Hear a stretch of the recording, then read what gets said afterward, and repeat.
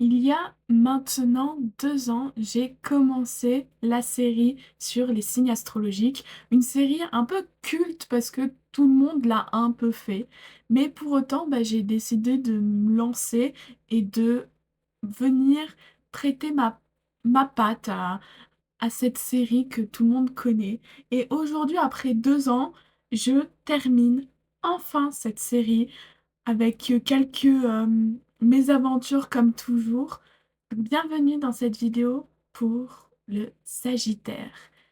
On va commencer classiquement par quelques bases sur ce signe astrologique et après je vous expliquerai mon procédé avec sur la vidéo comme vous pouvez le constater, mon procédé qui ne sera pas forcément toujours cohérent avec ma parole, mais ce n'est pas grave. Le Sagittaire est donc né entre le 22 novembre et le 21 décembre. C'est un signe de feu.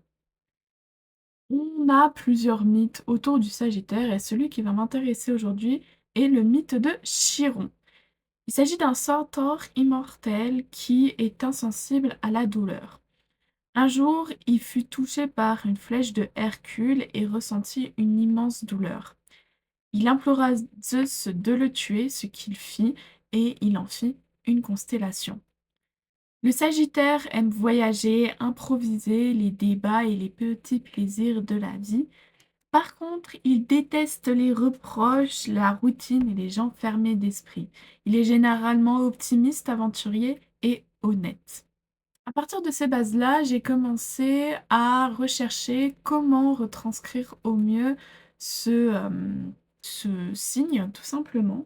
J'ai décidé de faire un homme, car je sors de ma zone de confort et que j'ai essayé de faire moitié-moitié homme et femme durant ma série. Je vous invite à aller voir les vidéos précédentes. Tout d'abord, je suis partie sur un homme qui avait les mains posées sur son cœur et qui ressentait une souffrance pour représenter le mythe de Chiron.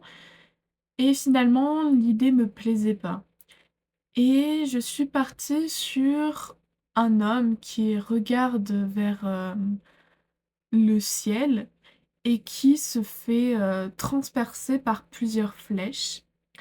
Et autour de lui, une forme d'être qui l'entoure. Et par cela, je voulais représenter donc la douleur que l'on peut ressentir face à un événement, à une personne. La flèche qui nous transperce le cœur, comme si on n'allait jamais se relever et comme si on était anéanti par cela. Et j'aimais beaucoup cette interprétation parce que elle reprend le mythe de Chiron, donc qui se fait transpercer, mais pour autant, la douleur, je voulais montrer que elle est interne et que parfois, même quand il s'agit d'une personne, n'est plus présente dans notre vie, c'est comme si elle nous entourait continuellement et qu'elle continuait à nous transpercer le cœur. Étant donné que le Sagittaire est plutôt un signe optimiste, aventurier, etc., j'ai décidé de partir sur une colorimétrie rouge. De plus, étant donné que c'est un signe de feu, cela correspondait au mieux. Donc je suis partie sur des teintes très chaudes, tournant entre le rouge, l'orange et le jaune, et ainsi que tout ce qui est les couleurs un peu plus froides du rose pour rappeler un peu l'amour. J'ai donc commencé par faire un croquis sur une feuille blanche d'imprimante que je suis venue décalquer avec la tablette lumineuse au crayon de couleur marron, comme ça permet de marquer la feuille sans pour autant devoir effacer avec le crayon à papier ou crayon gris, peu importe. Ça permet en fait de cette manière de continuer à voir le croquis tout en continuant à mettre les couches de peinture. Alors, j'ai tout d'abord commencé par appliquer une couche d'eau afin que la peinture se répartisse sur l'intégralité du dessin. Puis je suis venue poser mes couleurs. J'ai utilisé l'aquarelle Gensai Kuritake et la Pocketbox Van Gogh de chez Royal Talents. Sauf que très rapidement, on le constate sur la vidéo, le papier est bizarre. On voit que la couleur semble disparaître et faire tout un tas de grumeaux, on va dire ça comme ça. Et en fait, c'est tout simplement parce que le papier n'était pas adapté. Alors habituellement, j'utilise un papier soit aquarelle, soit multimédia. C'est hyper important le papier, surtout pour tout ce qui est peinture, dessin, marqueur, et cetera. Parce que selon le grammage du papier, cela va impacter le dessin. Par exemple, une feuille imprimante, c'est très fin. Donc si vous utilisez de la peinture, vous constaterez directement que le rendu ne sera pas du tout le même que si on prend une feuille avec un gros grammage. Les gros grammages vont être plus adaptés parce qu'ils vont recevoir de l'eau, par exemple dans le cas de l'aquarelle, et vont être adaptés à ça. Alors que les feuilles imprimantes, tu leur mets de l'eau dessus, il n'y a plus de feuilles concrètement. Bah, j'ai pas vraiment compris pourquoi, parce que normalement c'était une feuille multimédia, mais peut-être que le grammage n'était pas assez fort, parce que bah, très rapidement en fait, ma feuille s'est dégradée. Alors quand j'ai vu ça, j'ai attendu que ça sèche, et je me suis dit, bon, c'est pas grave, le temps de séchage sera plus long, mais je vais quand même revenir dessus parce que je tenais à faire ce dernier dessin à l'aquarelle. Sauf que comme on va pouvoir le voir, que ce soit avec le fond ou quoi, le procédé est exactement... Enfin, c'est exactement la même chose. Il se passe exactement le même résultat et du coup, bah, très rapidement, ma feuille va venir se creuser.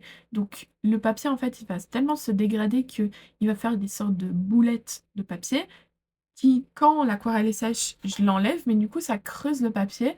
Et bah, plus le papier se creuse, plus le grammage devient donc fin et la qualité se détériore.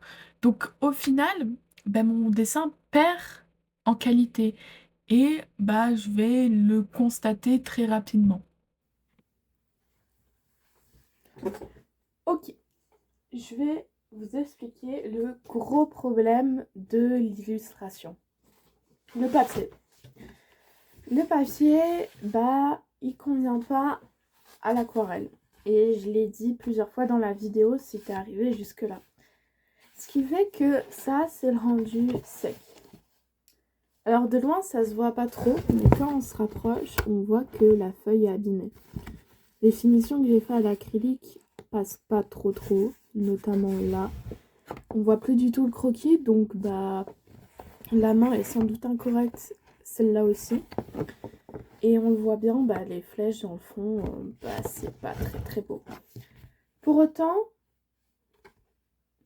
j'aime bien l'effet. Je trouve que c'est une bonne base. Et je pense que je vais arrêter l'aquarelle là, ainsi que l'acrylique. Parce qu'on le voit, l'acrylique a abîmé le papier. Et même on le voit ici, quand on regarde bien, bah, on voit que c'est rose. On ne voit pas trop à la caméra. Mais en fait, c'est rose-rouge. Comme si l'aquarelle avait percé le papier. Ce qui fait que... Oui.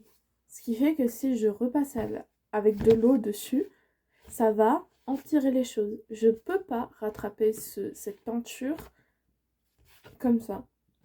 Donc le mieux, ça va être de passer au feutre à alcool, au crayon de couleur et au liner. Donc l'idée est simple, ça va être de retrouver au crayon de couleur les traits du personnage à partir de mon croquis, ici présent, et de redéfinir un peu mieux l'idée que j'avais développée de base sur le carnet. Donc la pose a quelque peu changé, mais je veux refaire les flèches dans le dos du personnage, une silhouette un peu plus prononcée, retrouver ce coloris et retrouver les signes du Sagittaire. Donc ça va être un petit défi à relever.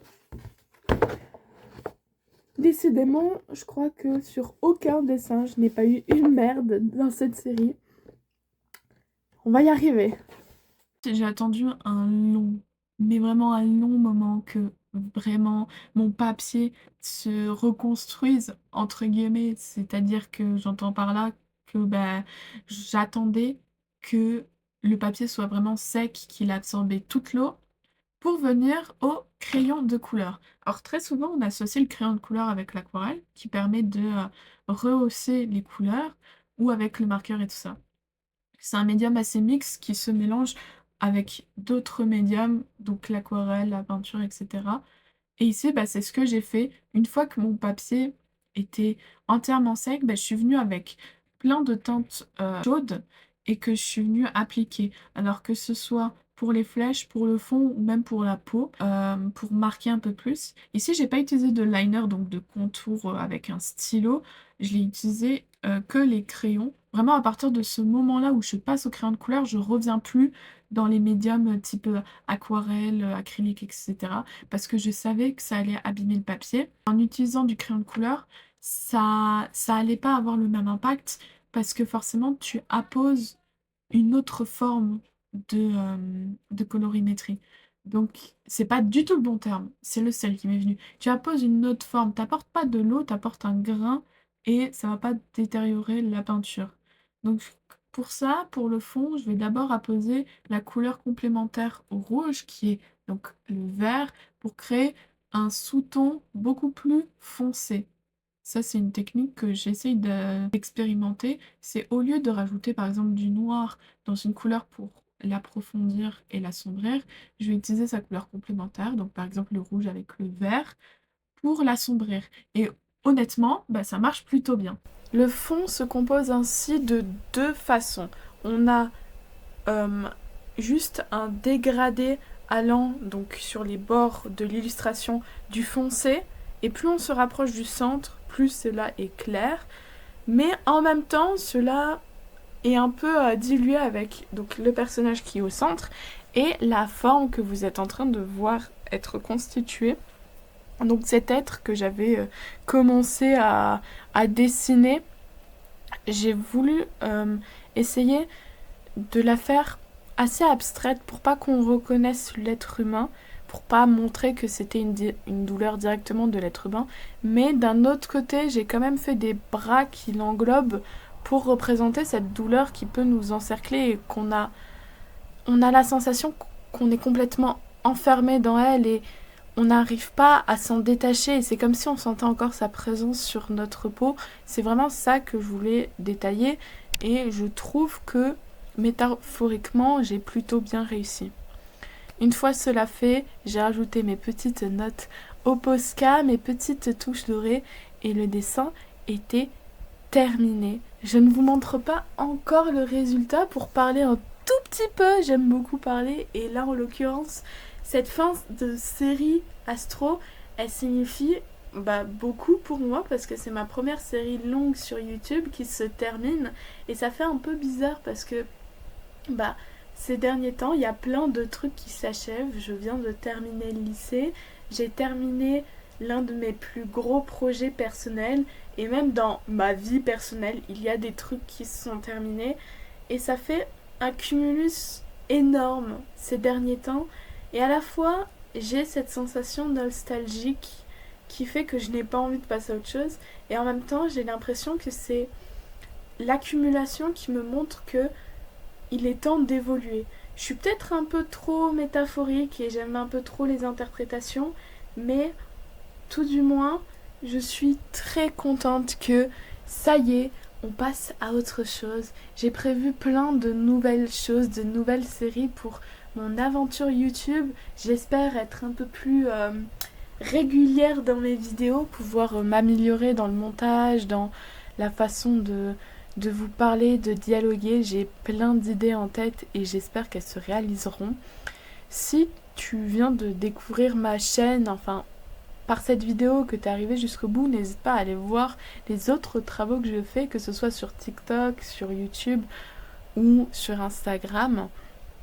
J'essaye d'être de plus en plus active, surtout que là je vais passer en prépa art et donc je vais étudier uniquement des choses que j'aime et ça va être l'occasion pour moi de me développer et de vous tenir au courant de plein de choses. Donc j'espère que l'aventure qui m'attend va vous intéresser et que je pourrai vous emporter avec moi.